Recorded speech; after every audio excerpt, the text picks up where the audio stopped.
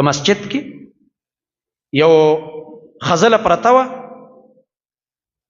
یو د ګندګۍ سیس پروت او چا هغه اوچت نه کوي یا دفن نه کوي. بعضې خلک چې کوم دی مخکني پخواني جوماتونه به چې دی کچو دا خو دا ټایلونه او دا ماربل او دا قالین راغی، نو هغې کې به کله کله خلکو لاړې تو کړلې، خراج کې به کله تو کړلو، پوزه به پکې سوڼ کړله. لکه زموږ خلک چې اوس د اودسونو ځای کې لکه پوزه هم سوڼ کوي او مرایم پکې صفا کوي او بلغم هم غورځوي، خو دې باندې به اوبه واړوه که نه، صفایي خو یې بیا وکړه. نو هغه زمانه کې د الله نبي دا حکم کړی و که یو انسان ته مجبوري راغی، بعض وخت انسان بیماري سینې خرابه یو دم به ټوخی ورشي بلغم خولې له راشي، یا مثلا زکام دی او مجبوري د راسې خولې نه د پوزې نه ګندګي راغی، بیا به څه کوې؟ مجبوري راځي، انسان ډېر کمزوری دی، د قصد ته خو څوک دا شی نه کوي، خو کله مجبوري راشي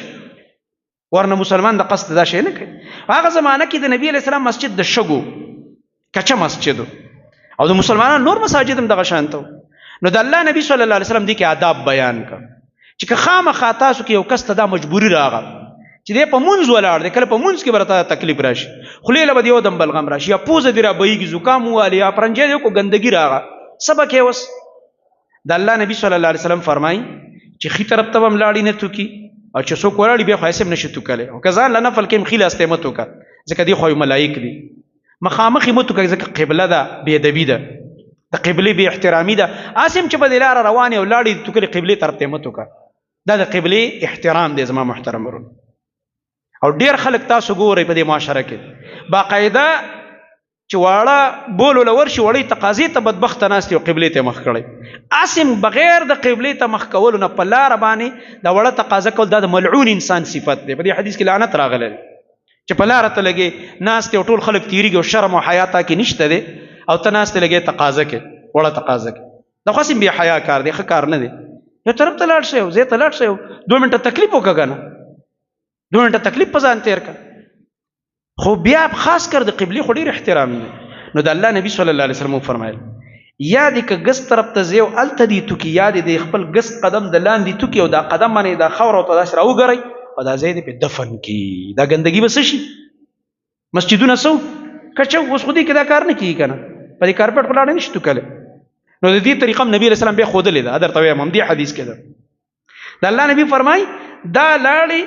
یا دا ګندګي دې وتوکي د دې ګس قدم د لاندې کم ګس طرف ته څوک نه خو هغه طرف ته دې وتوکي، بیا دې مانځه نه پس چې فارغ شو هغه ځای دې دفن کړي،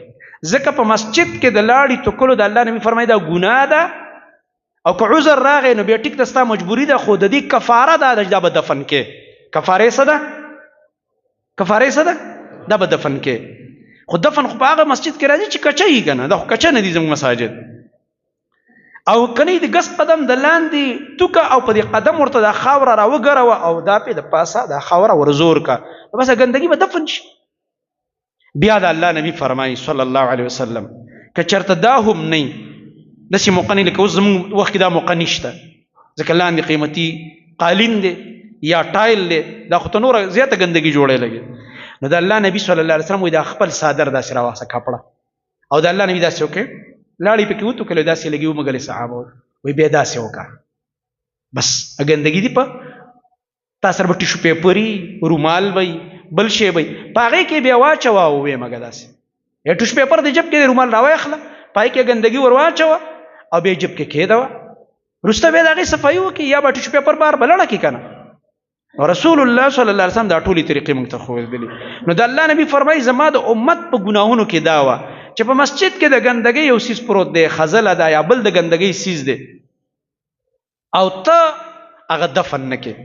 چې چا غورځولی او دفن کړی خو ګناه وکړله، خو که ما او تا پې تېرېږو هم لیده نو موږ هم پې سترګې پټول موږ له نه دي پکار، دا بیا زموږ هم ګناه ده چې موږ دا سیزه نه صفا کوو. پکار ده سړی داسې یو سیز وویني په مسجد کې، ځکه دا مسجد د چا ذاتي ځای خو نه دی چې ته پې بد ښکاره، دا خو د رب العالمین کور دی، دا خو سعادت دی، نیکبختي او خوش قسمتي ده چې انسان په مسجد کې صفایي وکړي.